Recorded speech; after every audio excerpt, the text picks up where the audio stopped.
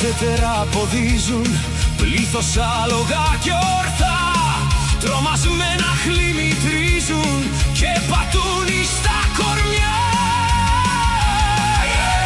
Ποιος το σύντροφο να πλώνει, χέρι σαν να βοηθηθεί, ποιος τη σάρκα του δαγκώνει, όσο που να νεκρωθεί.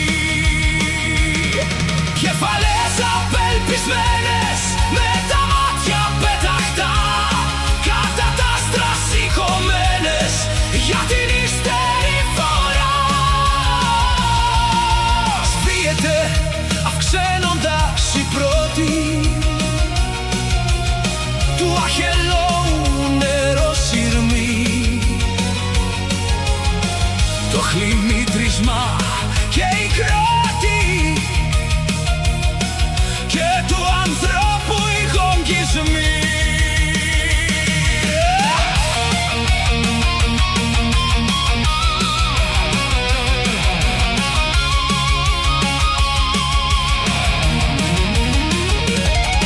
Έτσι να άκουα να βουήξει το βαθύνο ωκεανό και στο κύμα του να πνίξει κάθε σπέρμα γαρινό.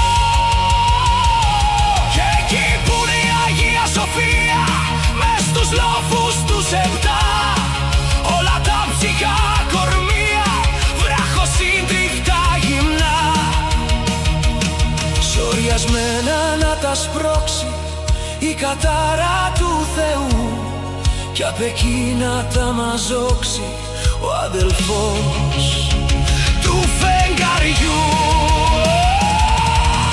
Κάθε πέτρα μνήμας γέννη και η θρησκεία και η ελευθεριά, μαργοπάτι μας πηγαίνει μεταξύ τους κι ας μετρά. Ένα λείψανο ανεβαίνει, δεν το τόπι στο μητό, κι άλλο ξάφνου κατεβαίνει και δεν φαίνεται και πλειό. Και χειρότερα αγριεύει και φουσκώνει ο ποταμός, πάντα περισσεύει πολυφλίσβησμα και αφρός. Γιατί δεν έχω τώρα τη φωνή του Μωυσή, μεγαλόφωνα την ώρα όπου εσβιούντο οι μισήτοι. Το Θεόν ευχαριστούσε στου πελάου τη λύσα εμπρός και τα λόγια ηχολογούσε αναρρυθμίτως λαός.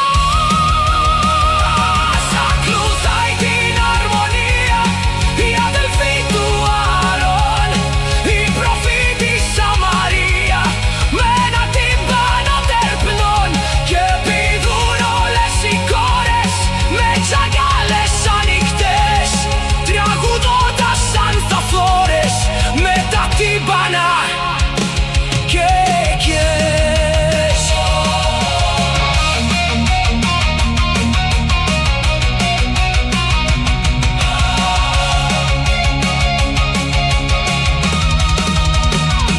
Σε γνωρίζω από την κόψη του σπαθιού την τρομερή, σε γνωρίζω από την όψη που με βία μετράει τη γη. Εις αυτήν ξακουσμένο δεν νικες εσύ ποτέ, όμως όχι δεν νικσκένω και το πέλαγο για σένα.